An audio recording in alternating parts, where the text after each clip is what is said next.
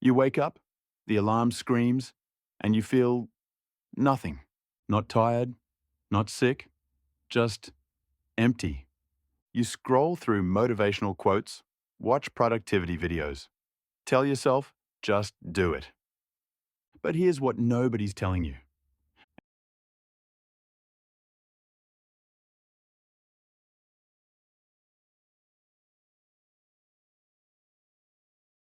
And there's a massive difference.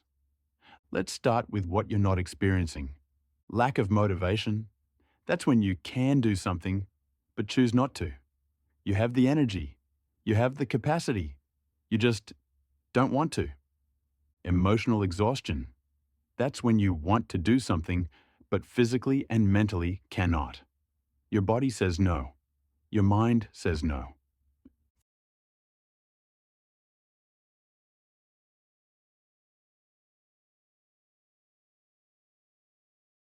Think of it like this.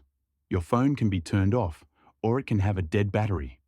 Both look the same from the outside, but the solutions are completely different. In 2000, psychologists Edward Deci and Richard Ryan from the University of Rochester published groundbreaking research that would change how we understand human motivation forever.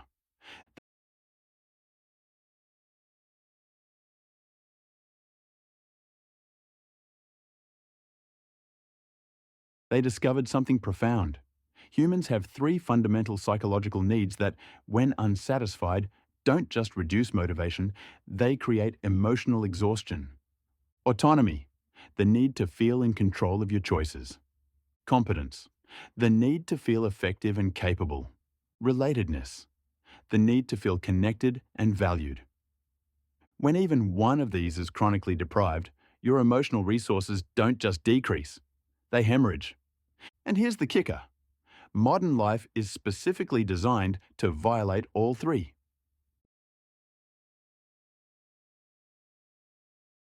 Need number one, autonomy.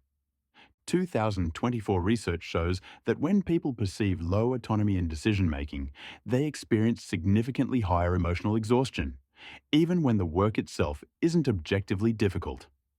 Here's what's insidious. You're not being told what to do by a factory boss anymore. You're being controlled by algorithms, productivity trackers, performance metrics, constant availability expectations. Your calendar owns you. Your inbox owns you. Your phone owns you.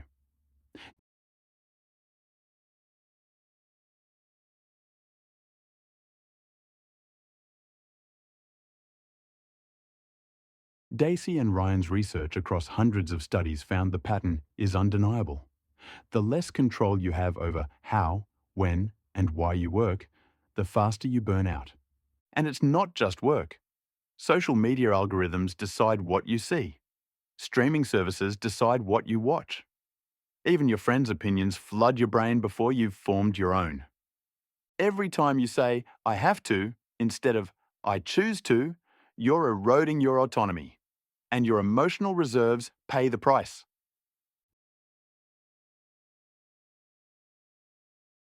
Need number two, competence. Entry-level position. Requires 5 years experience, mastery of 12 software programs, 3 languages, and a PhD. You're not competing with your coworkers anymore. You're competing with everyone's highlight reel, everyone's best day, everyone's decade of accumulated skills, presented as if they learned it in a weekend.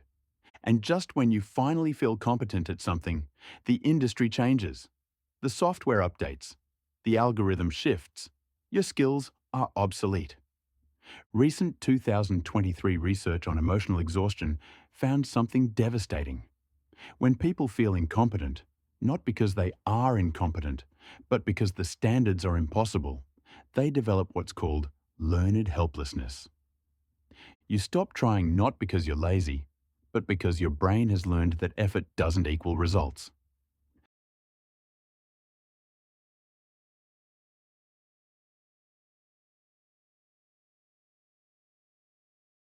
And here's where it gets personal. If you grew up in an environment where your achievements were never enough, where praise was conditional, where you were constantly compared to others, your competence need was violated early.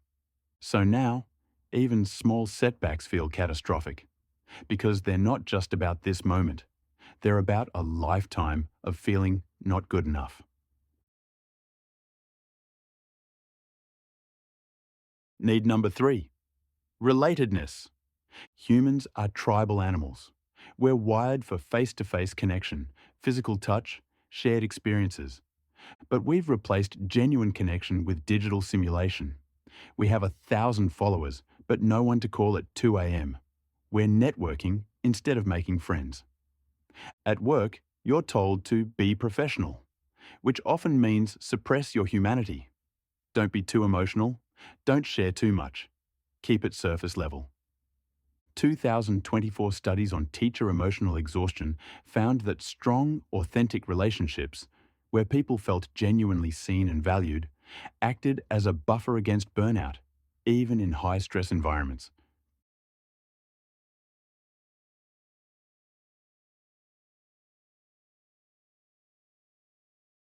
But here's the tragedy.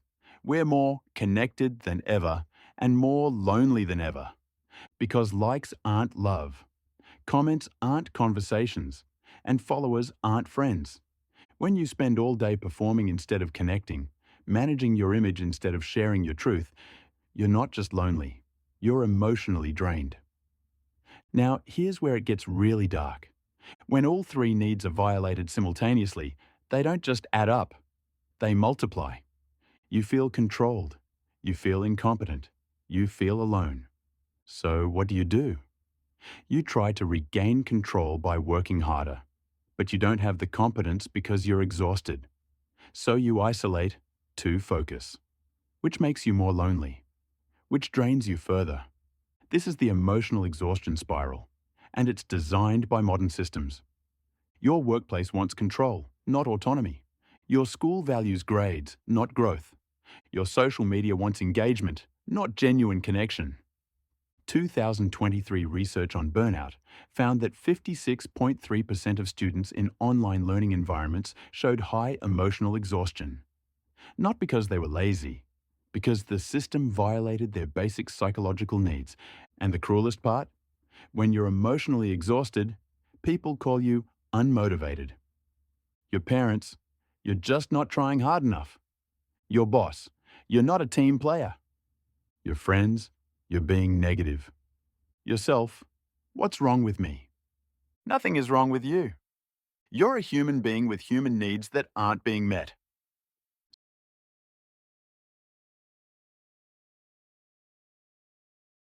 So how do you recover? How do you rebuild emotional reserves when you're running on empty? You start by understanding this isn't about motivation hacks. This isn't about productivity systems. This is about meeting fundamental human needs.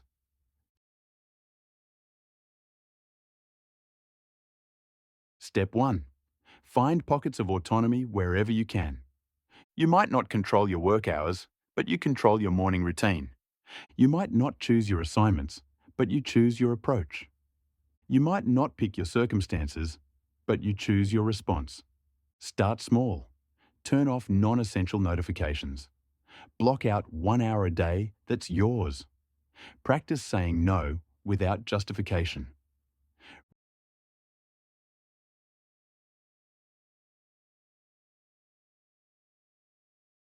Research shows that even small increases in perceived autonomy can significantly reduce emotional exhaustion.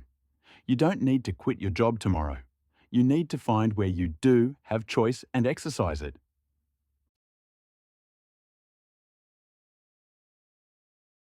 Step 2. Redefine competence. You're not competing with the world's highlight reel. You're competing with yesterday's version of you. Can you do 1% better than last week? That's competence. Can you learn one new thing today? That's competence. Can you complete one task before getting distracted? That's competence. Your brain needs wins. Not perfect, not impressive, just evidence that effort leads to outcome. Start with tasks so small you can't fail. Make your bed. Reply to one email. Walk for 5 minutes. Then let that success compound. Studies show that competence satisfaction, even in small domains, creates psychological momentum that transfers to other areas of life.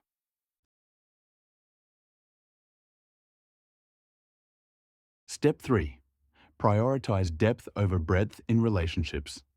You don't need 1,000 friends.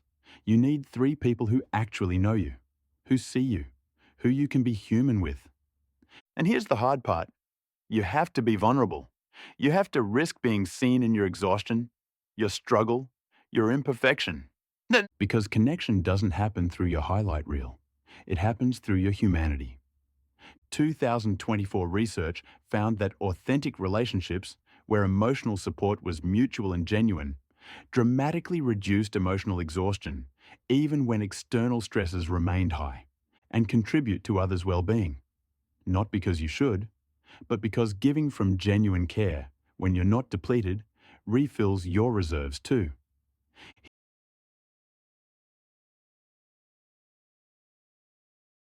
Here's what recovery looks like in practice. You wake up and choose what you do first, not what you should do, what you choose. That's autonomy. You tackle one task within your capability and complete it. Evidence of competence. You have one genuine conversation, one moment of real connection, relatedness, and you repeat. Daily. Not perfectly, but intentionally. Your emotional reserves don't refill overnight. They rebuild through consistent meeting of psychological needs. Give it weeks, not days. Give it honesty, not performance. Give it patience, not judgment. You are not broken. You are not lazy. You are not unmotivated. You are a human being with fundamental psychological needs that have been systematically violated by systems not designed for human flourishing. But here's your power. Awareness changes everything. You can't control your entire life, but you can control your next choice, and your choice after that, and the one after that. Autonomy, competence, relatedness. These aren't luxury needs. They're survival needs, and you have permission to meet them.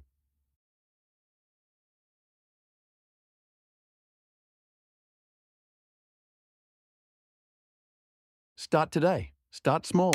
Start now.